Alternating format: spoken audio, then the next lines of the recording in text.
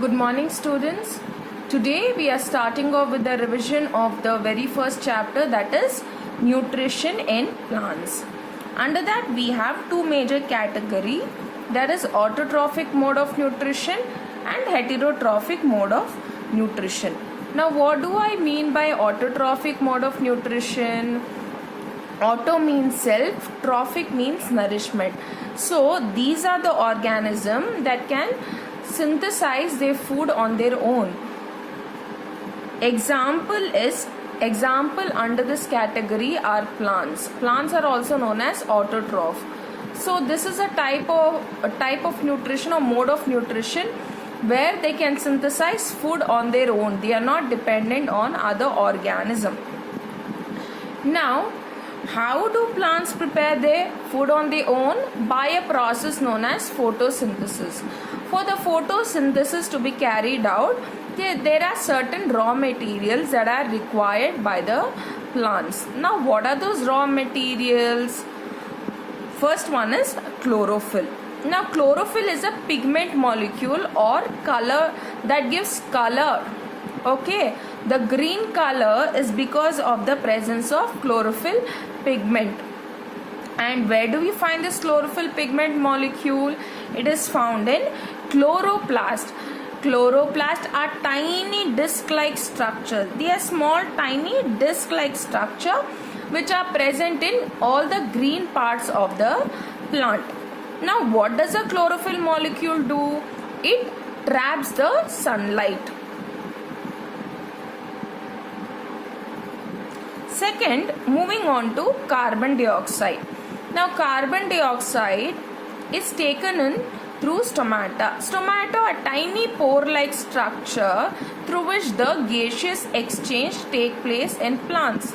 Carbon dioxide is taken in and oxygen is given out through stomata. Sunlight. Now, sunlight provides the energy for combining the raw materials. Okay, what is sunlight helps in combining carbon dioxide and water. And water is absorbed through roots and then it enters a tube-like structure called as vessels. Now, and these vessels, there are several vessels which are lined one on top of the other and they form a long pipeline.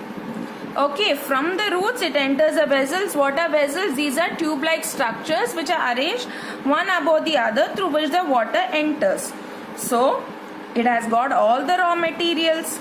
Yes, water and carbon dioxide is combined in presence of chlorophyll as well as sunlight. And to give rise to what? To give rise to glucose. Now this glucose is getting slowly converted to starch. And at the time of photosynthesis, oxygen is also given out as a byproduct. Now this starch is stored in plants and it is used whenever it is required by the plants. This is to do with the autotrophic mode of nutrition. Rhizobium bacteria and fertilizers play a very important in growth and development of the plant. Now, rhizobium bacteria helps in fixing nitrogen in the soil. So, nitrogen can be utilized by the plants. Fertilizers provide NPK. What is this NPK? Nitrogen, phosphorus and potassium. Nitrogen, phosphorus and potassium is provided by the fertilizer to the plants, which is very much essential for the growth of the plants.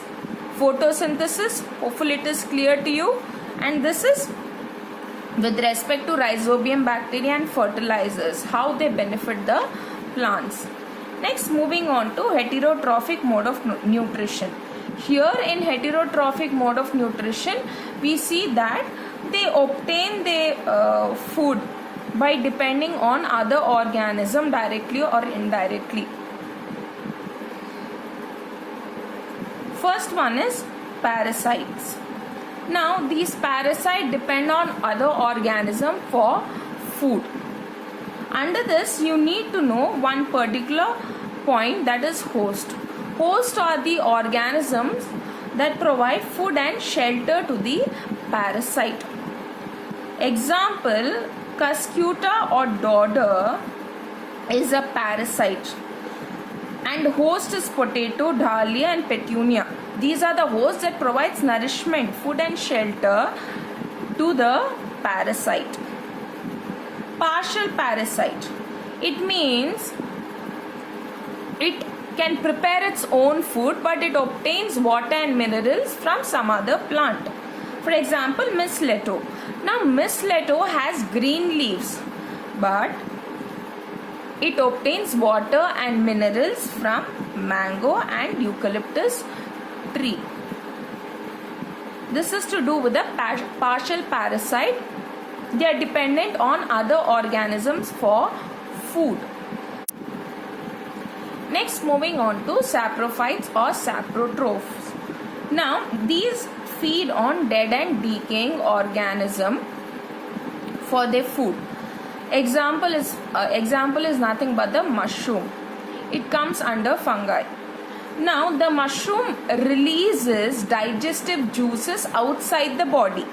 Once the digestive juices is released outside the body, then the food is broken down into simpler form.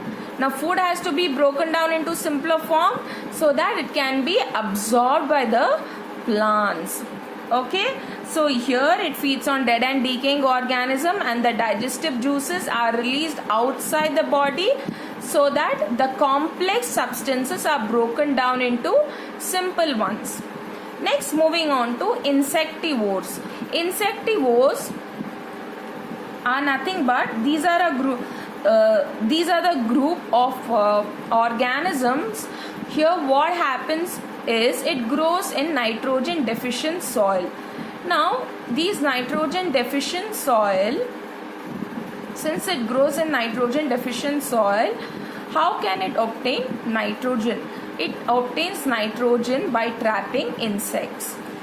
Now nitrogen is very much essential to make protein. So without protein, an organism is not able to survive. So because of which, for its survival, it traps insects. Next, moving on to symbiotic plants. This is known as a mutually beneficial relationship. Example is lichens. Over here we see it is a combination of algae as well as the fungi. Both are dependent on each other Okay, the fungi provides the nourishment, water and nutrients to algae, whereas the algae provides food to the fungi. So they are mutually benefited from each other. Hopefully this is clear to you. Autotrophic mode of nutrition and heterotrophic mode of nutrition. We went through several types. Then finally moving on to decomposers. Now how can the nutrients be recycled? Nutrients can be recycled by means of decomposers. Example, bacteria and fungi. They break down the substances and return back the nutrient into the soil. That's how recycling of the nutrients happen. This is to do with the decomposers. This is just a gist of the chapter. You can refer to my videos for the detailed explanation. Thank you.